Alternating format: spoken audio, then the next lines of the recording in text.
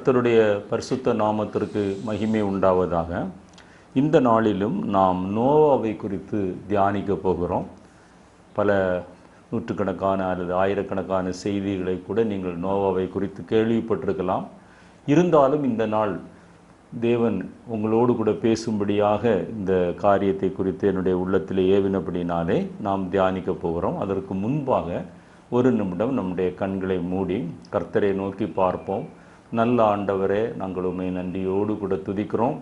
இந்த நாளிலும் நாங்கள் வேதத்தின் அடிப்படையில் நோவாவை குறித்து தியானிக்க போகிறதான காரியங்கள் எங்களுடைய ஆவிக்குரிய ஜீவியத்தில் ஒரு ஆசீர்வாதத்தை கொண்டு வரும்படியாக நாங்கள் உம்முடைய சமூகத்தில் ஜெபிக்கிறோம். ஆண்டவரே, பேசுகிற எனக்கும் கேட்கிற ஒவ்வொருவருக்கும் அதை ஆசீர்வாதமாக மாற்றுங்கப்பா. உம்முடைய நாமம் மாத்திரம் மகிமைப்படட்டும். அடியானை மறைத்து தகப்பனே நீர் வெளிப்படும்படியாக நாங்கள் ஜெபிக்கிறோம். இயேசு கிறிஸ்துவின் வெளியேறப்பெற்ற நாமத்தில் ஜெபிக்கிறோம். ஜெபங்களும் ஜீவனுள்ள எங்கள் நல்ல பிதாவே, ஆமென்.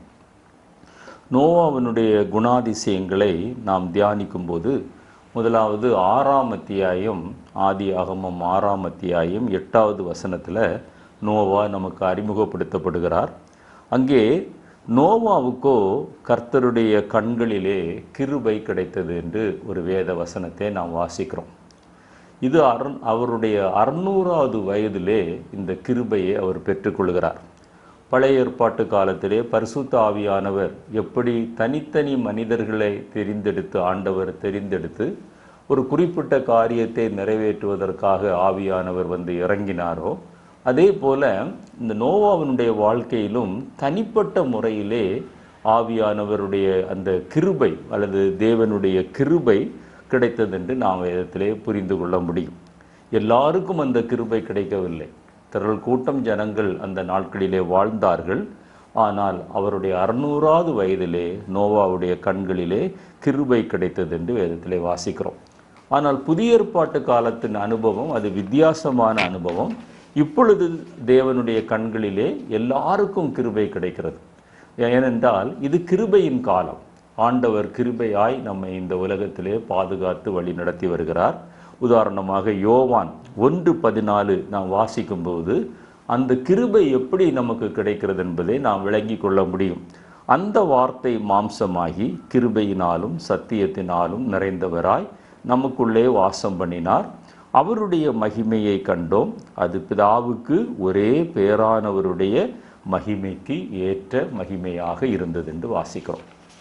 ஆண்டவராய் இயேசு கிறிஸ்துவை யாரெல்லாம் தங்களுடைய வாழ்க்கையிலே சொந்த இரட்சகராக ஏற்றுக்கொண்டிருக்கிறார்களோ அவர்கள் ஒவ்வொருவருக்கும் பழைய ஏற்பாட்டு காலத்திலே விசேஷித்த விதமாய் நோவாவுக்கு கிடைத்த கிருபை இப்பொழுது அவரை தங்களுடைய வாழ்க்கையிலே சொந்த இரட்சகராக ஏற்றுக்கொண்ட ஒவ்வொரு மகனுக்கும் மகளுக்கும் ஆண்டவர் அந்த கிருபையை இலவசமாய் தருகிறார்.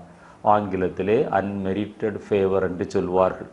தகுதி இல்லாத நமக்கு தேவன் பாராட்டுகிற அன்பை தான் அந்த கிருபை ஆங்கிலத்திலே நாம் கிரேஸ் என்று சொல்லுகிறோம். ரெண்டாவதாக ஆதியாகமம் 6ஆம் அத்தியாயம் 9வது வசனத்தை நாம் வாசிக்கும்போது தன் காலத்தில் இருந்தவர்களுக்குள்ளே அந்த நாட்களிலே அந்த உலகத்திலே ஜீவித்த மனிதர்களுக்குள்ளே நோவா அவர் நீதிமானும் உத்தமனுமாய் இருந்தார் என்று வேதத்திலே வாசிக்கிறோம். இதுவும் தனிப்பட்ட முறையிலே சொல்லப்பட்டிருக்கிறது. நோவாவின் வம்ச வரலாறு என்று ஆரம்பித்து தன் காலத்தில் இருந்தவர்களுக்குள்ளே நீதிமானும் உத்தமனுமாய் நோவாவை ஆண்டவர் தனிமைப்படுத்தி காட்டுகிறார். கிருபை பெற்ற மனிதன்.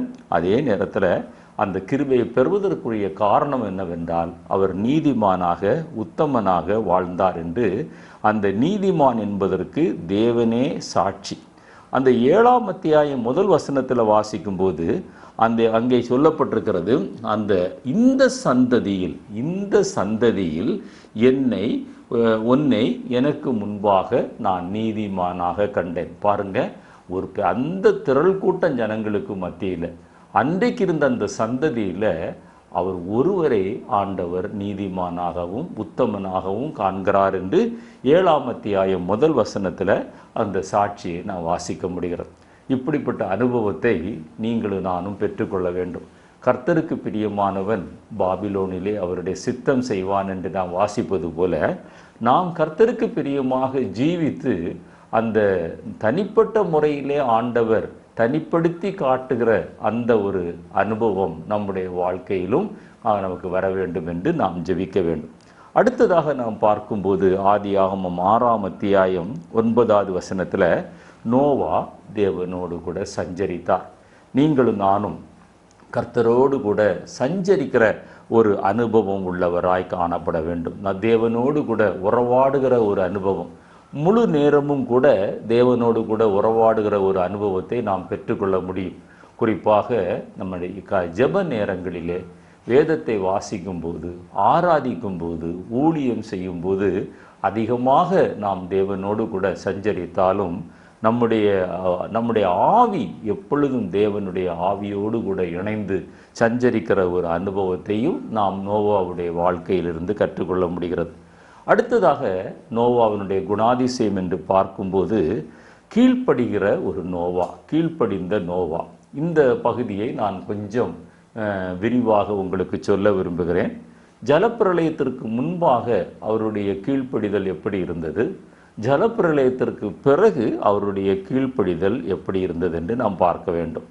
ஆதியாகமம் 6:22 ஆண்டவர் மழை பெய்யாத ஒரு காலம், வானத்தின் பனிகள் தான் அங்கே இறங்கி தாவரங்களை நனைத்து கொண்டிருக்கிறது.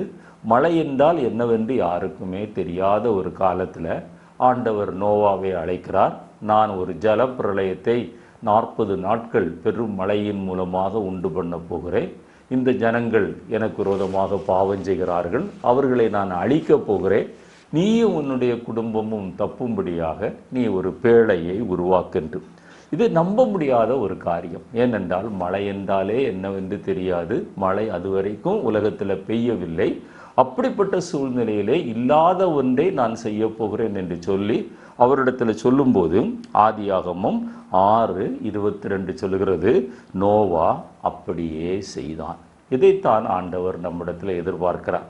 ஜலப்பிரளயத்திற்கு முன்பாக நோவாவினுடைய கீழ்ப்படிதல் அப்படியே செய்தார் என்று வாசிக்கிறோம். 7ஆம் அத்தியாயம் 5வது வசனத்தில் வாசிக்கும்போது தேவன் தனக்கு கர்த்தர் கட்டளையிட்டபடியெல்லாம் அவர் செய்தார். எல்லாம் என்பது முக்கியம். எல்லாவற்றையும் செய்தார். அதாவது 100க்கு 100 ஒரு கீழ்ப்படிதலின் அனுபவம். அதைத்தான் கர்த்தர் நம்முடைய வாழ்க்கையிலே எதிர்பார்க்கிறார். அரைகுறையான கீழ்ப்படிதல், அது கீழ்ப்படியாமையும் ரெண்டுமே ஒன்றுதான். முழுவதுமாக கீழ்ப்படுகிற அனுபவம். இதே போல ஒரு பரிசுத்தவானை நான் உங்களுக்கு சுட்டி காட்ட விரும்புகிறேன். மோசே. யாத்திராகமம் 38ஆம் அத்தியாயம் 22வது வசனத்தில் நீங்கள் ஆண்டவர் மோசேயோடத்தில் சொல்லுகிறார், அதற்கு முன்பாகவே நான் உனக்கு மலையிலே காண்பிக்கப்பட்ட மாதிரியின்படி நீ ஒரு ஆசரிப்பு கூடாரத்தை நிறுவ வேண்டும்.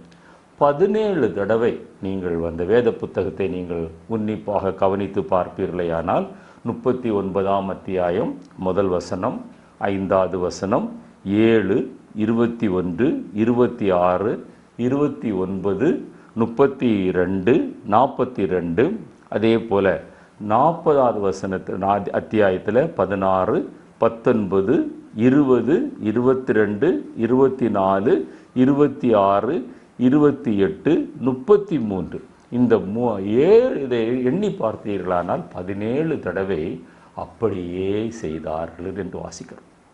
மோசே தனக்கு காண்பிக்கப்பட்ட அந்த மாதிரியின்படியே ஆசரிப்பு கூடாரத்தை அப்படியே செய்தார். அதில் 16 தடவை மோசே செய்தார் என்றும், அந்த 39ஆம் அத்தியாயம் 43வது வசனத்தில் மோசே இஸ்ரவேல் ஜனங்களுக்கு சொன்னபோது இஸ்ரவேல் ஜனங்களும் அப்படியே செய்தார் என்று வாசிக்கிறோம்.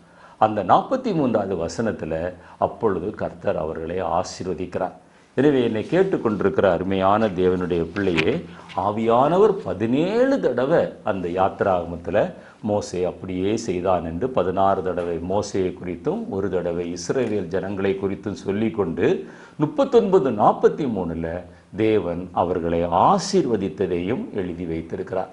இப்படிப்பட்ட ஒரு கீழ்ப்படிதல் நம்முடைய வாழ்க்கையிலே வரும்போது ஆசீர்வாதம் ஒரு நாளும் தடைபடாது. ரோமருக்கு எழுந்த நிருபத்தில் பவுல் அப்போஸ்தலர் அந்த ரோமாபுரியரை குறித்து அவர் ஒரு நல்ல சாட்சி சொல்கிறார். அவர் என்ன சொல்கிறார் என்றால், உங்கள் கீழ்ப்படிதல், அந்த 16ஆம் அத்தியாயம் 19வது வசனத்தில் உங்கள் கீழ்ப்படிதல் யாவருக்கும் தெரிய வந்திருக்கிறது. பாருங்க, அந்த ரோமாபுரியர் சத்தியத்திற்கு கீழ்ப்படுகிற ஜனங்கள் என்பது எல்லாருக்கும் தெரிய வந்திருக்கிற அளவுக்கு அவர்களுடைய கீழ்ப்படிதல் இருக்கிறது. அதே போல நம்முடைய கீழ்ப்படிதலும் இருக்க வேண்டும் என்று கர்த்தர் இந்த நாளிலே விரும்புகிறார். அந்த ரோமாபுரியருக்கு அந்த நிருபத்தை ஆரம்பிக்கும் போது 1ஆம் அத்தியாயம் 2வது வசனத்தில் ரோமாபுரியில் உள்ள அவர் எப்படி அவங்களுடைய கீழ்ப்படிதலை எப்படி கனப்படுத்துகிறார் பாருங்க. ரோமாபுரியில் உள்ள தேவ பிரியரும் பரிசுத்தவான்களாகும்படி அழைக்கப்பட்டவர்களுமாகிய அனைவருக்கும் நான் இந்த நிருபத்தை எழுதுகிறேன். அப்போ தேவனுக்கு பிரியமானது கீழ்ப்படுகிற ஒரு அனுபவம். அது நோவாவிடத்தில் காணப்பட்டது, மோசேயினிடத்தில் காணப்பட்டது. இந்த காலத்தில் அதெல்லாம் முடியுமா என்று கேட்டால் ரோமாபுரியரிடத்திலும் அங்கிருந்த பரிசுத்தவான்களிடத்திலும் அது காணப்பட்டது என்று நாம் வாசிக்கிறோம். இப்படிப்பட்ட ஒரு கீழ்ப்படிதல் நோவாவுடைய வாழ்க்கையில் இருந்தது. நாம் கற்றுக்கொள்ள வேண்டிய ஒரு அத்தியாவசியமான பாடம். ஆனால் ஜலப்பிரளயத்திற்கு முன்பாக, ஜலப்பிரளயத்திற்கு பின்பு நோவா 350 ஆண்டுகள் அவர் உயிர் வாழ்கிறார். ஆதியாகமம் 9ஆம் அத்தியாயம் 28வது வசனத்தில் அவர் 950வது வயதில் அவர் மரணம் அடைகிறார் என்று எழுதப்பட்டிருக்கிறது. ஜலப்பிரளயம் வரைக்கும் 600 ஆண்டுகள், ஜலப்பிரளயம் முடிந்து 350 ஆண்டுகள் அவர் உயிர் வாழ்கிறார். ஆனால் ஜலப்பிரளயத்திற்கு பிறகு அவருடைய கீழ்ப்படிதல் அந்த 100% அந்த மார்க்கை தொடவில்லை என்பதை வேதத்திலிருந்து நான் ஒரு சில வசனங்கள் மூலமாக உங்களுக்கு சுட்டி காட்ட விரும்புகிறேன். ஆண்டவர் நோவாவின் குடும்பத்திற்கு அந்த பேழைக்குள் பிரவேசிப்பதற்காக ஒரு ஒழுங்கை சொல்லுகிறார். ஆதியாகமம் 6ஆம் அத்தியாயம் 18வது வசனத்தை நீங்கள் வாசித்து பார்ப்பீர்களேயானால் என்ன சொல்கிறார்? முதல்ல நோவா போகணும், அதற்கு பிறகு நோவாவுடைய 2 மகன்களும் போகணும், 3வது நோவாவுடைய மனைவி போகணும், 4வது நோவாவினுடைய மருமகள்கள் 2 பேரும் செல்ல வேண்டும். முதல்ல நோவா, அப்புறம் சன்ஸ், அப்புறம் ஒய்ஃபு, அப்புறம் டாட்டர் இன்லாஸ்ன்ட்டு அவர் ஒரு ஒழுங்கை சொல்லுகிறார். அப்படியே நோவா கீழ்ப்படிந்தார், பேழைக்குள் பிரவேசித்தார் என்று 7ஆம் அத்தியாயம் 13வது வசனத்தில் வாசிக்கிறோம். பாருங்க, இது ஜலப்பிரளயத்திற்கு முன்பு அப்படியே அவர் கீழ்ப்படிந்தார். ஆனால் ஜலம் வற்றின பிறகு பேழையிலிருந்து ஆண்டவர் நோவாவை வெளியே வரும்போது திரும்ப ஒரு ஒழுங்கை சொல்லுகிறார். என்ன சொல்லுகிறார் என்றால், அது 8ஆம் அத்தியாயம் 16வது வசனத்தில் என்ன சொல்லுகிறார்? அங்கே நோவா, அதற்கு பிறகு சன்ஸ், அப்புறம் ஒய்ஃப், அதுக்கு பிறகு டாட்டர் இன்லாஸ். இப்போ என்ன சொல்கிறாரு? நோவா, ஒய்ஃபு, அப்புறம் சன்ஸு, அப்புறம் டாட்டர் இன்லாஸ்ன்னு சொல்கிறார். அப்போது அந்த ஒழுங்கு ஆண்டவர் போவதற்கு ஒரு ஒழுங்கை வைத்திருக்கிறார், திரும்பி வருவதற்கு ஒரு ஒழுங்கை வைத்திருக்கிறார். மிக உன்னிப்பாக நீங்கள் இந்த வசனங்களை கவனித்து பார்ப்பீர்களேயானால் நீங்கள் விளங்கி கொள்ள முடியும். ஆனால் நோவா என்ன பண்ணுறார்? அந்த குடும்பம் என்ன பண்ணினது? அவர்கள் எந்த ஒழுங்கின்படி போனார்களோ அந்த ஒழுங்கின்படி திரும்பி வருகிறார்கள். ஆண்டவர் சொன்ன அந்த மாற்றத்தை அவர்கள் அங்கே உதாசீனம் பண்ணி விடுகிறார்கள். அதனால் என்ன நடந்தது? ஆதியாகமம் 9ஆம் அத்தியாயம் 20-21 திராட்சரசத்தை குடித்து வெறி கொண்டு வஸ்திரம் விலகி அவர் படுத்திருக்கிற ஒரு நிலைமைக்கு அவர் தள்ளப்படுகிறார். பாருங்கள், கொஞ்சம்தான் அந்த கீழ்ப்படிதலில் கொஞ்சம்தான் சறுக்கினார். அதை நம்முடைய பார்வையில் அது ஒரு கீழ்ப்படியாமை என்று தோன்றவில்லை. ஆனால் அதனுடைய விளைவை ஆண்டவர் எழுதி வைத்திருக்கிறார். வஸ்திரம் விலகி அவர் படுத்திருக்கிறார். 22வது வசனத்தில் வாசிக்கும்போது அவருடைய 2வது மகன் அவர் நிர்வாணமாய் படுத்திருப்பதை மூத்த மகனிடத்திலும் 3வது மகனிடத்திலும் சேம் காபேத் என்று அவர் சொல்லுகிறார். அது நிமித்தமாக அந்த 9ஆம் அத்தியாயம் 25வது வசனத்தில் அந்த சந்ததி சபிக்கப்பட்ட ஒரு சந்ததியாய் மாறுகிறது. மோசேயினுடைய வாழ்க்கையிலும் இதை நீங்கள் பார்க்க முடியும்.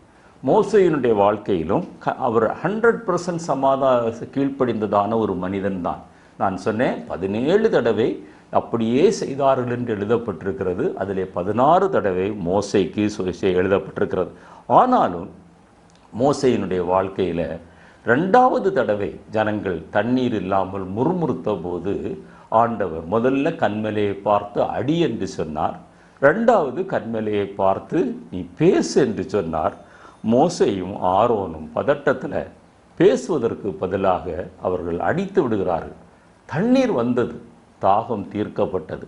ஆனால் ஆண்டவர் என்ன சொன்னார்? நீ என்னை பரிசுத்தம் பண்ணவில்லை, நீ என்னை பரிசுத்தம் பண்ணவில்லை, ஆகையால் நீ கானானுக்குள்ளாய் பிரவேசிக்க மாட்டாய் என்று சொல்லி அவர் சொல்வதை எண்ணாகமம் 20ஆம் அத்தியாயம் 11-12, உபாகமம் 34ஆம் அத்தியாயம் 14வது வசனங்களில் நீங்கள் வாசித்தால் நீங்கள் விளங்கி கொள்ள முடியும். பாருங்க, கொஞ்சம்தான் அந்த கீழ்ப்படிதலில் கொஞ்சம்தான். மோசே கானானுக்குள்ளே போக முடியல. நோவா அவர் குடித்து வெறித்து உத்தமனாயிருந்தவர், தேவனோடு சஞ்சரித்தவர், முற்றிலும் கீழ்ப்படிந்தவர், தேவனுடைய கண்களில் கிருபை பெற்றவர், இப்பொழுது அவருடைய சொந்த மகனையே சபித்து சாபத்திற்குள்ளாக மாற்றுகிற ஒரு நிலைமைக்குள்ளாக நாம் பார்க்கிறோம். 1 பேதுரு 2ஆம் அத்தியாயம் 8வது வசனத்தை நான் உங்களுக்கு வாசிக்கிறேன். அவர்கள் திருவசனத்திற்கு கீழ்ப்படியாதவர்களாக இருந்து இடறுகிறார்கள். அப்போ கர்த்தருடைய பார்வையில் மோசே அப்படி பேசின போது ஆண்டவர் என்ன சொல்கிறாரு? நீ கீழ்ப்படியல்லைன்னு சொல்லலை, நீ என்னை பரிசுத்தம் பண்ணவில்லை என்று சொல்லுகிறார். நீ என்னை பரிசுத்தம் பண்ணவில்லை, பரிசுத்த கொலைச்சலாக்கி விட்டாய். இடறுகிற ஒரு அனுபவம். திருவசனத்திற்கு நீங்களும் நானும் கீழ்ப்படியாமல் போகும்போது அதே விளைவுதான் ஏற்படுகிறது என்று பேதுரு மூலமாக ஆவியானவர் சொல்கிறார். திருவசனத்திற்கு கீழ்ப்படியாதவர்களாய் இருந்து இடறுகிறார்கள், அதற்கென்றே நியமிக்கப்பட்டவர்களாக இருக்கிறார்கள். இந்த லிஸ்டில் அல்லது இந்த குரூப்பில் நம்ம வராதபடி நம்மை பாதுகாக்க கர்த்தர் இந்த நாட்களிலே உதவி செய்வாராக. 119ஆம் சங்கீதத்தில் 165வது வசனத்தில் அந்த பாருங்க, உம்முடைய வேதத்தை நேசிக்கிறவர்களுக்கு மிகுந்த சமாதானம் உண்டு, அவர்களுக்கு இடரல் இல்லை. நோவா ஆண்டவர் சொன்ன ஒழுங்கை, 2வது ஒழுங்கை அவர் அசட்டை பண்ணினார். மோசே பதட்டத்தில் பேசு என்று சொன்னபோது அசட்டை பண்ணினார், அடித்து விட்டார். அதே போல கர்த்தருடைய வார்த்தையை நம்ம நேசிக்காமல் அதை பின்பற்றாமல் இருந்தால் நமக்கு சமாதானம் போய்விடும், நமக்கு இடரல் வரும். ஆனால் ஆண்டவர் விரும்புகிற காரியம் என்னவென்றால், அந்த இயேசு கிறிஸ்துவை போல முடிவு பரியந்தம் கீழ்ப்படுகிற ஒரு அனுபவத்தை ஆண்டவர் நம்மிடத்திலே விரும்புகிறார். பிலிப்பியருக்கு எழுதின நிருபம் 2ஆம் அத்தியாயம் 8வது வசனம், அவர் மனுஷ ரூபமாய் காணப்பட்டு மரண பரியந்தம், அதாவது சிலுவையின் மரண பரியந்தம் கீழ்ப்படிந்தவராகி தம்மை தாமே தாழ்த்தினார். இயேசு கிறிஸ்துவனுடைய கீழ்ப்படிதலில் எந்த குறையும் நாம் பார்க்க முடியவில்லை. பிதாவாகிய தேவன் என்ன சொன்னாரோ அதை அப்படியே செய்தார். அதைத்தான் ஆண்டவர் நம்மிடத்திலே விரும்புகிறார். பவுல் அப்போஸ்தலருடைய வாழ்க்கையில் அப்போஸ்தலர் நடபடிகள் 26:19 பவுல் அப்போஸ்தலர் சொல்லுவார், அகிரிப்பா ராஜாவே, அந்த பரம தரிசனத்திற்கு நான் கீழ்ப்படியாதவனாய் இருக்கவில்லை.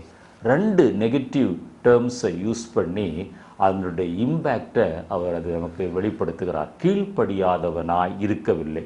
இந்த அனுபவத்தை ஆண்டவர் நம்முடைய வாழ்க்கையிலே விரும்புகிறார். கீழ்ப்படுகிறதற்கு வேதத்தை அதிகமாக நேசிக்க வேண்டும், தெய்வ பயமும் நம்முடைய வாழ்க்கையிலே காணப்பட வேண்டும். எபேசியர் 5:21 தெய்வ பயத்தோடு கர்த்தருக்கு கீழ்ப்படியுங்கள் என்று வாசிக்க முடியும்.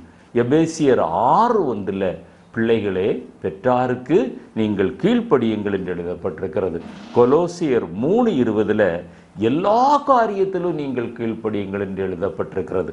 1 பேதுரு 5:5 இளைஞர்களே, மூப்பர்களுக்கு கீழ்ப்படியுங்கள், ஒருவருக்கொருவர் கீழ்ப்படியுங்கள் என்று எழுதப்பட்டிருக்கிறது.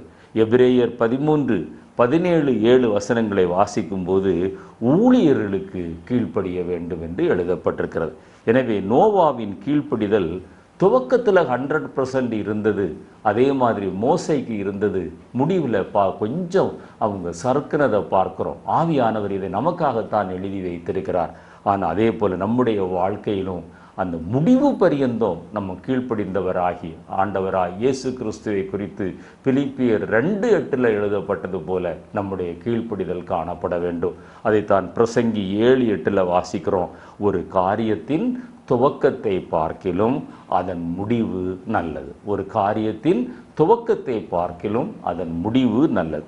அடுத்ததாக நோவாவினுடைய குணாதிசயத்தை பார்க்கும்போது 5வதாக எச்சரிப்பு பெற்ற நோவா என்று நாம் பார்க்க முடியும்.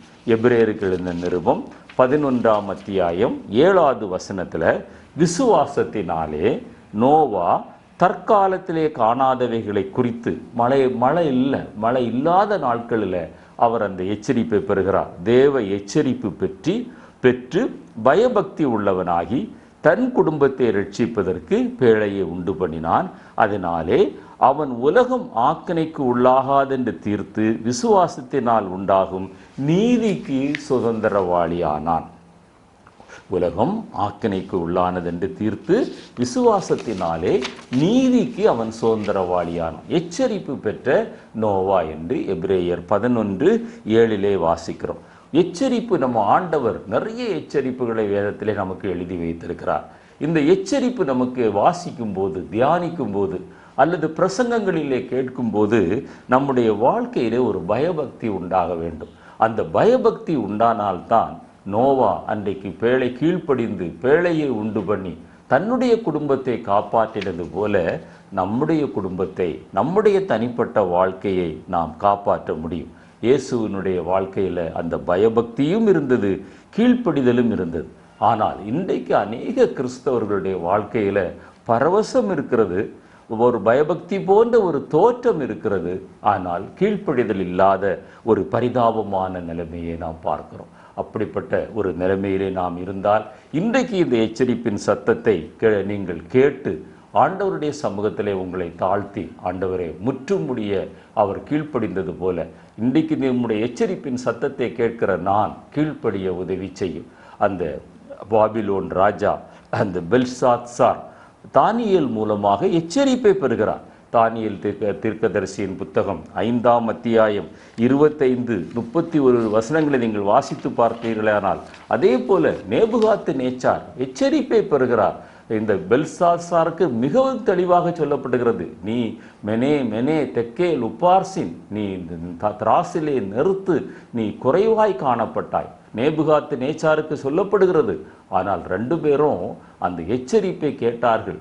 பெல்சாத்சார் தானியேலுக்கு நிறைய வெகுமதிகளை கொடுத்தார், நிறைய வெகுமதிகளை கொடுத்தார். ஆனால் வேதம் சொல்கிறது அவர் கீழ்ப்படியவில்லை. அந்த கீழ்ப்படியாதனாலே அன்றி இரவுதானே அவர் தன்னுடைய ராஜ்யத்தை இழந்தார், தன்னுடைய ஜீவியத்தை இழந்தார். எச்சரிப்பை பெற்ற பிறகும் இது நடந்தது என்று நாம் வேதத்திலே வாசிக்கிறோம். பழைய ஏற்பாட்டில் முதல் எச்சரிப்பு ஆதியாகமம் 31ஆம் அத்தியாயம் 24-42 வசனங்களில் எழுதப்பட்டிருக்கிறது. லாபானிடத்தில் ஆண்டவர் எச்சரிக்கிறார், யாக்கோபுக்கு நீ எந்த தீங்கும் செய்ய வேண்டாம் என்று எச்சரித்து கடிந்து கொண்டார் என்று. இதுதான் அந்த எச்சரிப்பு என்கிற வார்த்தை முதலாவதாக சொல்லப்பட்டிருக்கிறது. எபிரேய நிருபத்தை ஆக்கினவர் நோவா எச்சரிப்பு பெற்றான் என்று எழுதியிருந்தாலும் அந்த முதல் எச்சரிப்பு அந்த லாபானுக்கு ஆண்டவர் கொடுத்தார் என்று வேதத்திலே நாம் வாசிக்க முடியும். புதிய ஏற்பாட்டில் முதல் எச்சரிப்பு மத்தேயு சுவிசேஷத்தில் 2ஆம் அத்தியாயம் 12வது வசனத்தில் அந்த சாஸ்திரிகளிடத்தில் ஆண்டவர் தூதனை அனுப்பி சொல்கிறார், நீ அந்த வழி ஏரோதனிடத்தில் நீங்கள் திரும்பி போக வேண்டாம் என்று எச்சரித்து அவர்களை அனுப்பினதாக நாம் வாசிக்கிறோம். இன்றைக்கு புதிய ஏற்பாட்டில் அதற்கு பிறகு நீங்கள் தொடர்ந்து வாசித்து பார்ப்பீர்களேயானால் நிறைய எச்சரிப்புகளை ஆண்டவர் அங்கே நமக்கு எழுதி வைத்திருக்கிறார். நோவா எச்சரிப்பு பெற்று அவர் கீழ்ப்படிந்து பேழையை உண்டு பண்ணி அவர் காணாத மழையை அவர் விசுவாசித்து அவர் தன்னுடைய குடும்பத்தை காத்து கொண்டது போல நாமும் எச்சரிப்பை கேட்கும்போது, தியானிக்கும் போது, நாம் பேசும்போது நாமும் கீழ்ப்படிய கர்த்தர் இந்த நாட்களிலே கிருபை செய்யும்படியாக ஜெபிக்கிறோம். வேதத்தில் கடைசி கால எச்சரிப்புகள் மத்தேயு சுவிசேஷம் 24:4, மார்க்கு 13:5, லூக்கா 21:8 உங்களை வஞ்சியாதபடி எச்சரிக்கையாயிருங்கள். இன்றைக்கு கள்ள போதகர்கள், தவறான உபதேசங்கள், நூதன உபதேசங்கள் மலிந்து கிடக்கிற காலத்தில் நீங்களும் நானும் எச்சரிக்கப்படுகிறோம். ஆண்டவர் சொல்கிறார், உங்களை யாரும் வஞ்சியாதபடி நீங்கள் எச்சரிக்கையாயிருங்கள் என்று ஆண்டவர் சொல்கிறார். எபிரேயர் 12:16 அந்த ஏசாவை குறித்து அங்கே எபிரேய நிருபத்தை ஆக்கியோன் சொல்லுகிறார், ஒருவரும் அந்த வேசிக்கள்ளனாக, போஜன பிரியனாக, அலட்சியம் பண்ணுகிறவனாக, சீர்கட்டவனாய் இராதபடி எச்சரிக்கையாயிருங்கள். இன்றைக்கு வேத வசனங்களை நாம் கேட்கும்போது அலட்சியம் பண்ணுகிறோம். நாம் சீர்கட்ட சில காரியங்களை நம்முடைய வாழ்க்கையில் இன்னும் வைத்து கொண்டிருக்கிறோம். ஆண்டவர் இந்த நாளிலே நமக்கு சொல்கிறார், வேத வசனங்களை பிரசங்கிக்கிறவர்கள் அதை கூட்டி பேசாமல், மிகைப்படுத்தி பேசாமல், அதை குறைத்து பேசாமல், அதை திரித்து பேசாமல் இருக்க ஆண்டவர் சொல்கிறார். வெளிப்படுத்தின விசேஷம் 22:18-19 அப்படிப்பட்டவர்களுக்கு ஆக்கினை உண்டென்று சொல்லுகிறார். என்னை கேட்டுக்கொண்டிருக்கிற அருமையான தேவனுடைய பிள்ளையே, லூக்கா எழுதின சுவிசேஷம் 11ஆம் அத்தியாயம் 35வது வசனத்தில் உன்னுடைய வெளிச்சம் இருளாகாதபடி நீ எச்சரிக்கையாயிரு என்று சொல்லுகிறார். 1 தீமோத்தேயு 6ஆம் அத்தியாயம் 5-14 வரை வாசித்து பாருங்கள். பண ஆசை எல்லா தீமைக்கும் வேறாயிருக்கிறது, எச்சரிக்கையாயிருங்கள் என்று சொல்லுகிறார். அந்த புளித்த மாவை குறித்து, பரிசேயரை குறித்து, சதுசேயரை குறித்து, ஏரோதை குறித்து மார்க்கு 16ஆம் அத்தியாயம் 6வது வசனம் 12வது வசனம், மன்னிக்கவும், மத்தேயு 16வது அத்தியாயம் 6:12, மார்க்கு 8:15, லூக்கா 12:1, இந்த தவறான உபதேசங்கள், மாய்மாலமான ஒரு அனுபவம், அந்த அதிகார துஷ்பிரயோகம், இது போன்ற காரியங்களை குறித்து எச்சரிக்கையாக இருக்க வேண்டும் என்று ஆண்டவர் நமக்கு நினைப்பூட்டுகிறார். வேதத்திலே திரளான எச்சரிப்புகள் நமக்கு சொல்லப்பட்டிருக்கிறது. உதாசீனம் பண்ண வேண்டாம், அலட்சியம் பண்ண வேண்டாம். அவைகளுக்கு நாம் செவி கொடுத்து, அந்த பிலிப்பியர் 3:2 நாய்களுக்கு, பொல்லாத வேலைக்காரர்களுக்கு, சுண்ணத்துக்காரர்களுக்கு, அந்த உலக பாரம்பரியங்கள், ஆடம்பரங்கள், வழிபாடுகள், சுய விளம்பரங்கள், சுய பிரஸ்தாபங்கள், இவை போன்ற காரியங்களுக்கு நீங்கள் எச்சரிக்கையாயிருங்கள், அவைகளை விட்டு விலகி ஓடுங்கள் என்று ஆண்டவர் சொல்லுகிறார். நம்முடைய வாழ்க்கையில் நோவா எச்சரிப்பு பெற்று கீழ்ப்படிந்தது போல நீங்களும் நானும் கீழ்ப்படிய வேண்டும் என்று ஆண்டவர் விரும்புகிறார். 6வதாக நோவாவினுடைய வாழ்க்கையிலே பயபக்தி உள்ள நோவா, ஒரு ரெவரன்ஸ் நோவாவினுடைய வாழ்க்கையில் நம்ம அந்த 11ஆம் அத்தியாயம் எபிரேயர் 11:7 அவன் கீழ்ப்படிந்தவனாகி, அவன் பயபக்தி உள்ளவனாகி என்று எழுதப்பட்டிருக்கிறது. அந்த பயபக்தி நம்முடைய வாழ்க்கையில், அதைத்தான் நான் முதல்ல சொன்னேன், கீழ்ப்படிதலுக்கு தெய்வ பயம் நமக்கு வேண்டும். தேவன் சொன்ன மாதிரி அவர் நீதியை பிரசங்கித்தார் என்று எழுதப்பட்டிருக்கிறது. நீதிக்கு சுதந்திரவாளியானார் என்று எழுதப்பட்டிருக்கிறது. நீதிக்கு சுதந்திரவாளியானார் என்று அங்கே வேதத்திலே வாசிக்கிறோம். எபிரேயர் 5ஆம் அத்தியாயம் 7-9 வரை நீங்கள் வாசித்து பார்ப்பீர்களேயானால் அந்த ஆண்டவராய் இயேசு கிறிஸ்துவை குறித்து எழுதப்பட்டிருக்கிறது. அவர் பயபக்தி உள்ளவராகி, அவர் கீழ்ப்படிதல் உள்ளவராகி, அவர் தன்னுடைய ஊழியத்தை செய்தார். 33 ஆண்டுகள் இந்த உலகத்தில் அவர் ஜீவித்தார். 3 ஆண்டுகள் ஊழியம் செய்தார். அதற்கு முன்பு 30 ஆண்டுகள் அவர் தன்னுடைய பெற்றோருக்கு கீழ்ப்படிந்தார் என்று லூக்கா எழுதின சுவிசேஷம் 2ஆம் அத்தியாயம் 42-51 வசனங்கள் வரை நீங்கள் வாசித்து பார்ப்பீர்களேயானால் அவர் தன்னுடைய பெற்றோர்களுக்கு கீழ்ப்படிந்து அவர் அந்த நாசரேத் ஊரிலே வளர்ந்தார் என்று எழுதப்பட்டிருக்கிறது. வேதத்தில் அந்த பயபக்தி அந்த நோவா பயபக்தி உள்ளவனாகி முதலாவது குறிப்பிடப்பட்ட இடம் அந்த ஆதியாகமம் 31:42, 31:53 யாக்கோபு லாபானிடத்தில் சொல்கிறான், நீ என்னுடைய பயபக்திக்கு உரியவர், உன்னை நீ எச்சரியாதிருந்தால் நீ எனக்கு தீமை செய்திருப்பாய் என்று பயபக்திக்கு உரியவர் என்று நம்முடைய ஆண்டவருக்கு ஒரு பெயர் சூட்டப்படுகிறது. பயபக்திக்கு உரியவர் நம்முடைய தேவன், பயபக்திக்கு உரியவர். அதே பயபக்தி நம்மிடத்தில் காணப்பட வேண்டும் என்று ஆண்டவர் விரும்புகிறார். என்ன பயபக்தி? சில வசனங்களை சுட்டி காட்ட விரும்புகிறேன். லேவியராகமம் 26:2 சொல்கிறது, அந்த ஓய்வு நாளை குறித்து, அந்த பரிசுத்த ஓய்வு நாளை குறித்து நீங்களும் நானும் பயபக்தி உள்ளவர்களாக இருக்க வேண்டும். லேவியராகமம் 19:30 சொல்லுகிறது, பரிசுத்த ஸ்தலத்தை குறித்து, நீங்களும் நானும் ஆராதிக்கிற ஸ்தலத்தை குறித்து ஒரு பயபக்தி உள்ளவர்களாய் காணப்பட வேண்டும். எனவே தான் பயத்தோடும் நடுக்கத்தோடும் கர்த்தரை ஆராதியுங்கள் என்று வாசிக்கிறோம். லேவியராகமம் 19:32 அந்த முதியோரை கனம் பண்ணுவதில் நீங்களும் நானும் பயபக்தி உள்ளவராக இருக்கணும். லூக்கா எழுதின சுவிசேஷம் 18ஆம் அத்தியாயத்தில் ஆண்டவர் 2 பேருடைய ஜெபத்தை சுட்டி காட்டுகிறார். பரிசேயனுடைய ஜெபம், ஆயக்காரனுடைய ஜெபம்.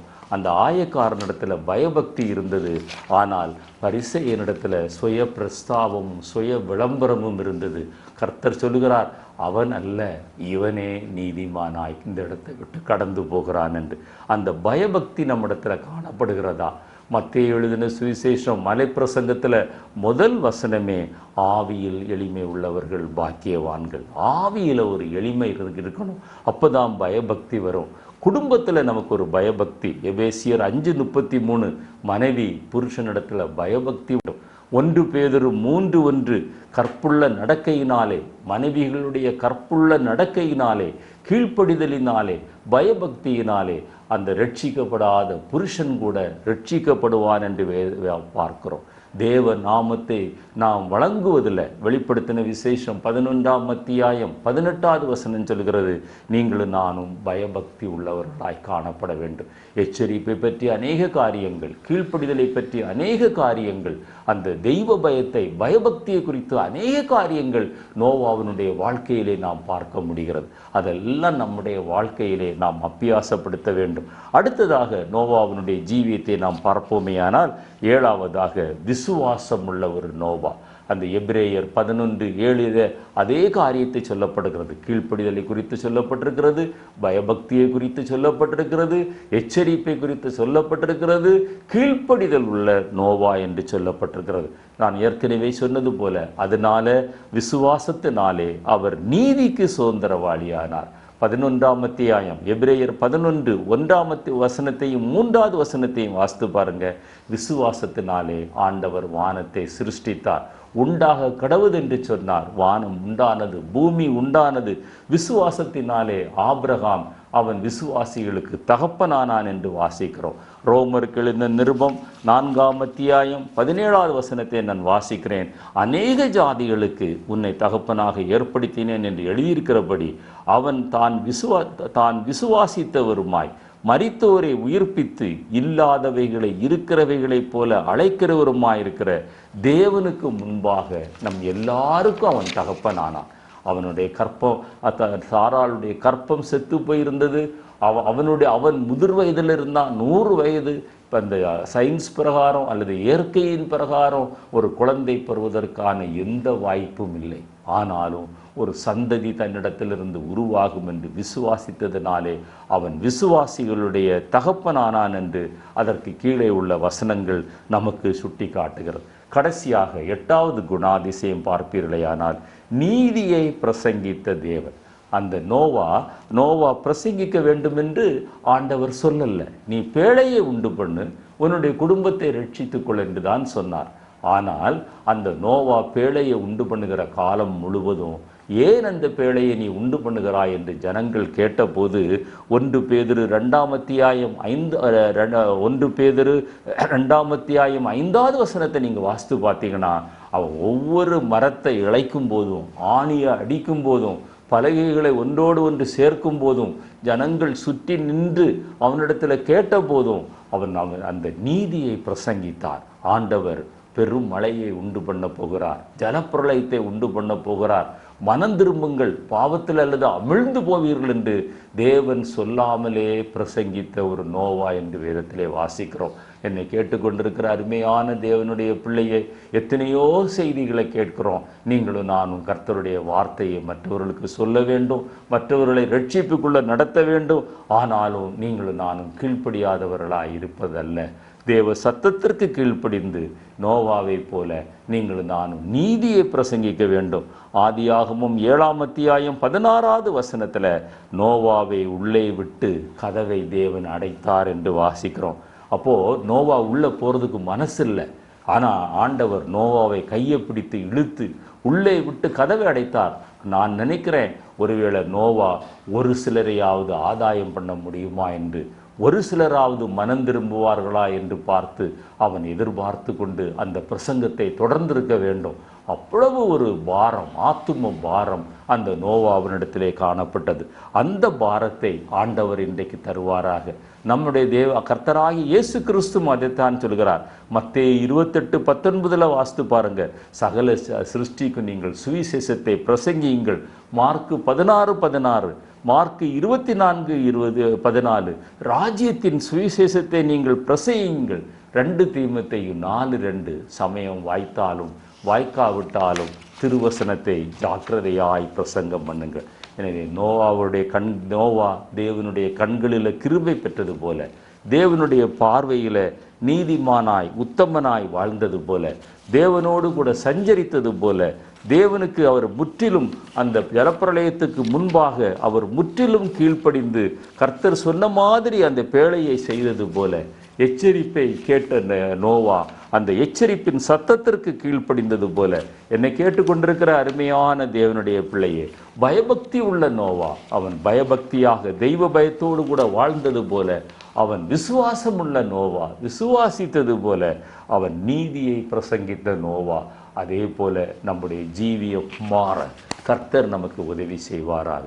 தேவன் தாமே இந்த செய்தியை உங்கள் உள்ளத்தில் ஆழத்தில் வைத்து நோவாவை போல கீழ்ப்படிந்து விசுவாசித்து எச்சரிப்பை பெற்ற நாம் அந்த எச்சரிப்பின் சத்தத்திற்கு கீழ்ப்படிந்து தேவ சத்தத்தை கேட்டுவிடதோடு நின்று விடாமல் அதை நாம் மற்றவர்களுக்கு எடுத்து சொல்லுகிற அந்த கிருபையை பெறும்படியாக கர்த்தர் நம் ஒவ்வொருவருக்கும் இந்த நாளிலே உதவி செய்வாராக. உங்களுக்காக நாங்கள் ஜெபித்து கொண்டிருக்கிறோம். நீங்களும் எங்களுக்காக ஜெபியுங்கள். இந்த செய்தி உங்களுக்கு ஆசீர்வாதமாக இருந்தால் மற்றவர்களுக்கு அறிமுகப்படுத்துங்கள். தேவன் தாமே நம் அனைவரையும் ஆசீர்வதிப்பாராக.